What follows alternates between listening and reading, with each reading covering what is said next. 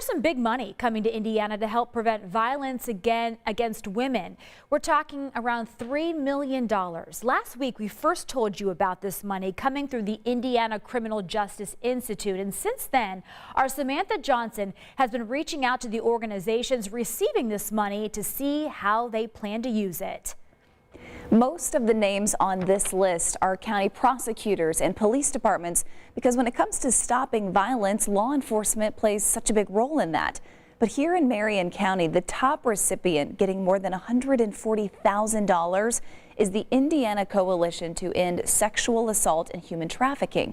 Now, this group is the only statewide organization to work with every service provider in Indiana when it comes to sexual assault and human trafficking, especially with women.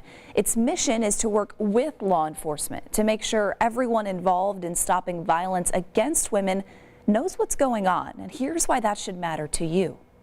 One thing we know about domestic violence is that it is an equal opportunity problem.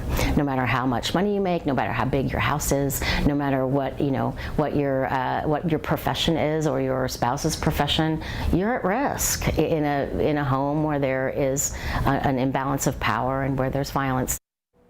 So their plan for this money, CEO Beth White tells me, it is essentially going to allow this organization to continue doing two things, and that's collaboration and coordination.